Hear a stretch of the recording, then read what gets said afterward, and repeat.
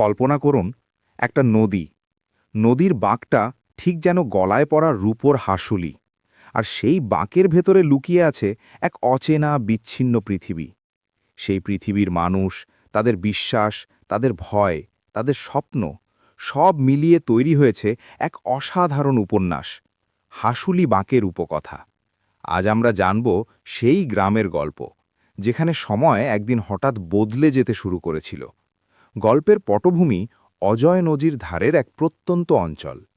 এই হাসুলি বাঁকের ভেতর বাস করে কাহার সম্প্রদায়ের মানুষ। তাদের জীবন খুবই সাধারণ, দিনভর খাটুনি, অল্প আয়, আর রাতের অন্ধকারে ভয় মেশানো গল্প।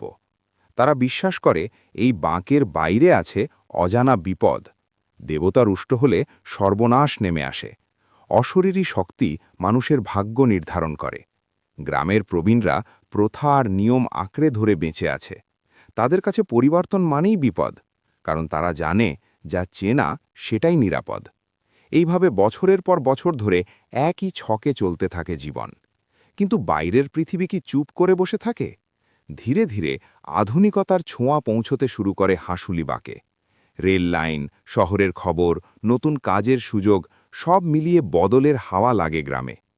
তরুণ প্রজন্ম প্রশ্ন করতে শুরু করে, কেন এত ভয়? কেন এত অন্ধবিশ্বাস? কেন আমরা বাইরে যাব না?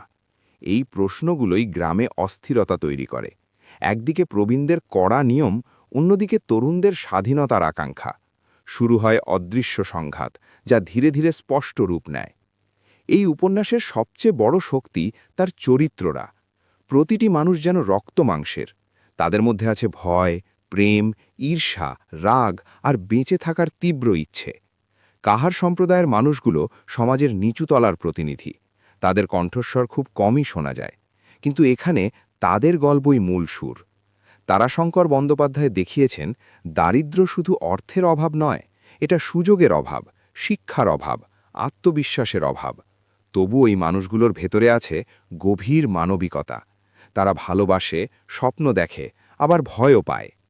পরিবর্তন যখন সত্যিই দরজায় কড়া নাড়ে, তখন কেউ তাকে স্বাগত জানায়, আবার কেউ প্রাণপণে ঠেকানোর চেষ্টা করে। গ্রামের ভেতর বিভাজন তৈরি হয়। কেউ চায় নতুন পথ ধরতে, কেউ চায় পুরনো নিয়মে ফিরে যেতে। এই টানাপোড়েন শুধু সামাজিক নয়, এটা মানসিকও। কারণ মানুষ যখন তার চেনা জগৎ হারানোর আশঙ্কা করে, তখন সে সবচেয়ে বেশি ভয় পায়। হাসলিবাগ ধীরে ধীরে বদলাতে থাকে, আর সেই বদলের সাথে বদলে যায় মানুষের সম্পর্ক, বিশ্বাস আর জীবন দর্শন। এই উপন্যাস আসলে একটা প্রশ্ন ছুড়ে দেয় আমাদের দিকে। পরিবর্তন কি সবসময় মুক্তি আনে, নাকি সে ভেঙে দেয় পরিচিত আশ্রয়? আমরা কি সত্যিই নতুনকে গ্রহণ করতে প্রস্তুত, নাকি আমরা ভেতরে ভেতরে ভয় পাই? হাসুলিবাকের গল্প হয়তো একটি নির্দিষ্ট সময় আর গ্রামের কথা বলে, কিন্তু এর বার্তা চিরকালীন। আজও যখন সমাজ বদলায়, পুরনো আর নতুনের সংঘর্ষ হয়, তখন এই উপন্যাসের কথা মনে পড়ে যায়।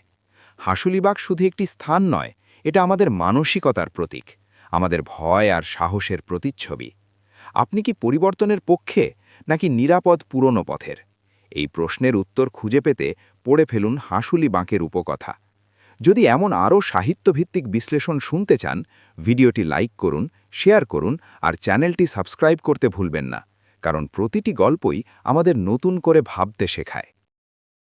আজকের আলোচনা এখানেই শেষ করলাম। ভালো লাগলে একটি লাইক আর কমেন্ট করতে ভুলবেন না।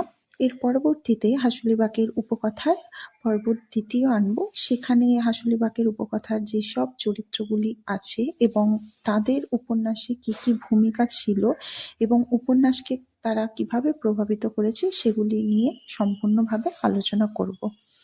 আর অবশ্যই নতুন নতুন ভিডিও পেতে আমাদের চ্যানেলটিকে সাবস্ক্রাইব করে দেবেন।